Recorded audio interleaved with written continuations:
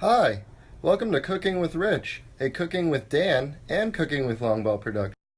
Before we get started today, I wanted to take some time to address some feedback from the previous episode.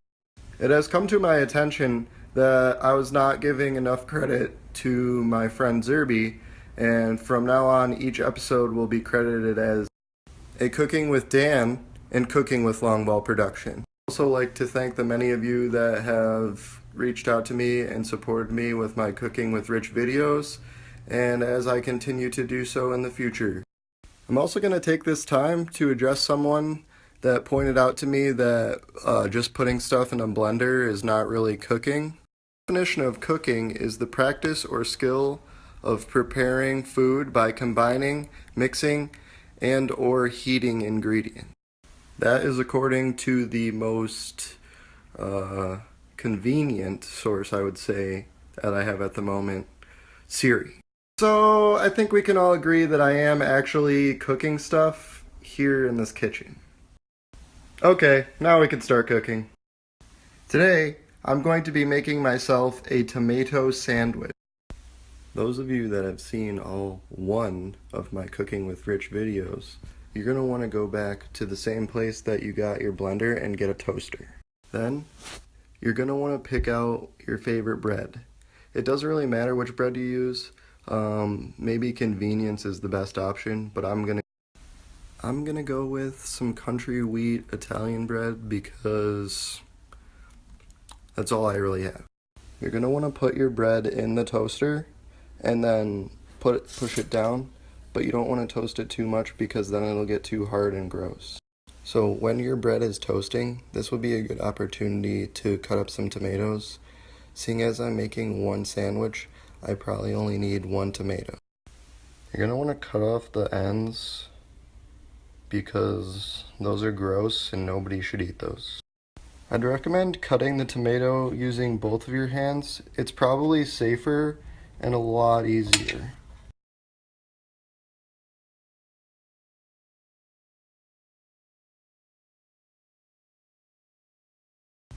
Oh, the toaster just banged. That means it's done. You're gonna want to look in your cabinet at all your plates and stuff and find the plate that you want to use the best. I'm gonna go with my sister's Barney plate because it's weird and I figured I'd just point it out that she still has a Barney plate. Take your bread from the toaster and place it on the plate that you just picked up. If you're fortunate enough to have two pieces of bread that don't have holes in it, that's better, but unfortunately I didn't have that luxury.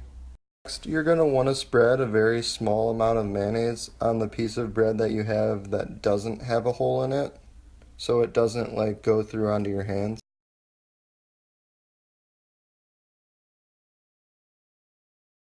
Now, you're going to want to take your tomatoes that you cut up before and place them on the bread.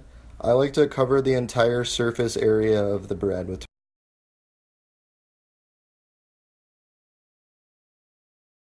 Now, some of you might have been thinking that we're done making the sandwich. Well, you're wrong. There's definitely more steps that would make the sandwich way more doper.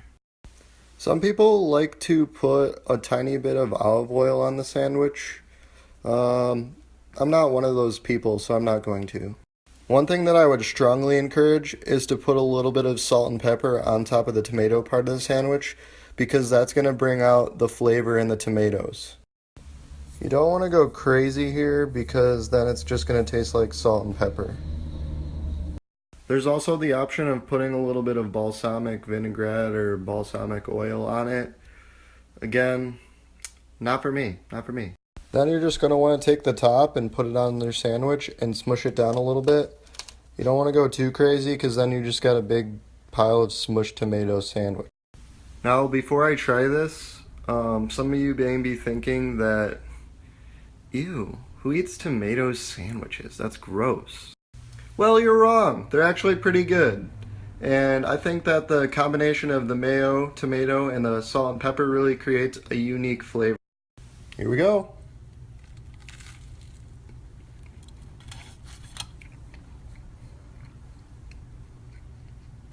You may be able to see this a little bit. There's some water from the tomatoes from where we cut them. Sometimes when you use bigger tomatoes, it makes a bigger mess. Many times I would forget to clean this up and would then get yelled at by somebody, like a roommate or a mother, and I would usually choose the route of blaming it on my sister or my dad or one of my other roommates, knowing full well that they don't eat tomato sandwiches.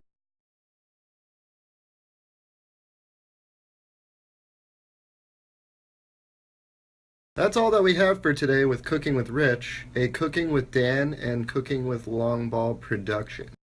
See you next time on Cooking with Rich.